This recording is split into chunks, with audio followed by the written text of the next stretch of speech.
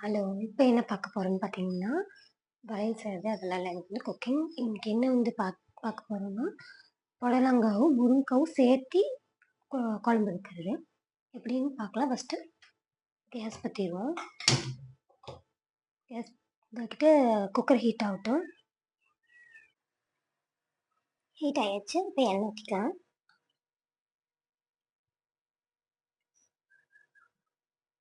எண்ணெயும் ஊற்றியாச்சு. காயட்டும். எண்ணெயும் காஞ்சாச்சு. இப்போ வந்து இதில் வந்து ஜீரகம், கடுகு ஆஃப் ஸ்பூன் போட்டுக்கலாம். போட்டு பொரிஞ்சோன்னு இப்போ வந்து பூண்டு போட்டுக்கலாம்.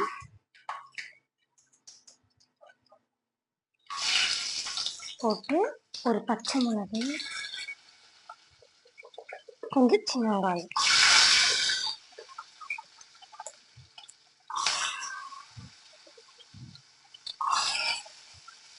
இது கூடவே நம்ம கொஞ்சம் கருவேப்பிலையும் போட்டுக்கலாம்.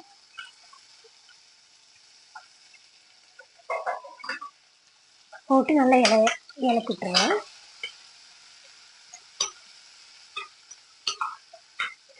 நல்லா பொன்னிறமாக வதங்கணும்.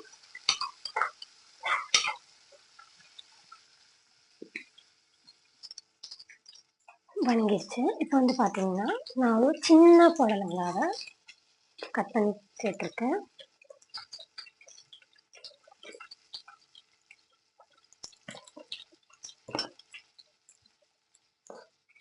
இது நல்லா வணக்கிட்டுக்கோங்க.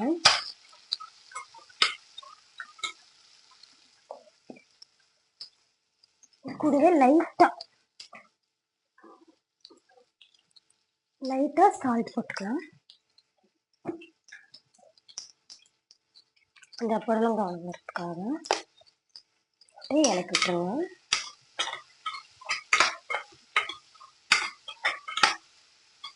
இப்போ குக்கரில் வைக்கிறேன்.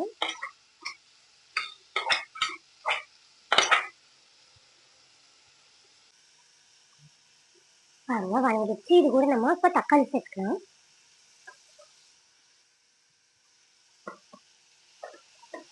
நான் ஒரு 3 தக்காளி எடுத்துருக்கேன். அதையும் நல்லா இலக்கிட்டுக்கோங்க.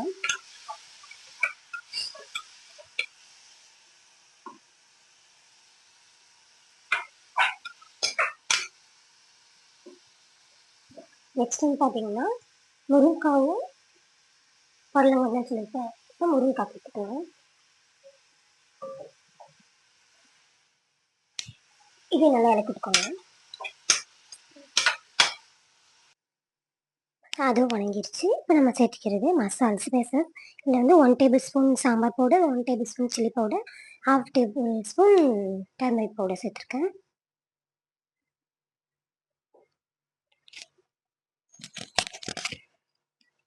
அதையும் நல்லா கிளறி விட்டுக்கோங்க.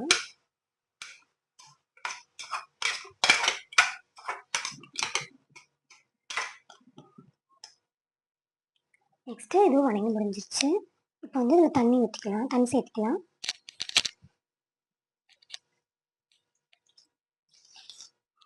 சேர்த்துட்டு நல்லா கிளறி விட்டுட்டு இது கூடவே நான் தேங்காய் அரைச்சி வச்சது ஊற்றிக்கிறேன். லைட்டாக மிக்சியில் தண்ணி விட்டு அலசி ஊற்றிடுங்க.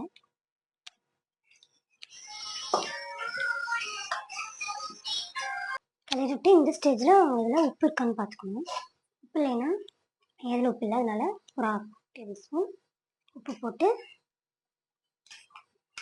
கிளறிட்டு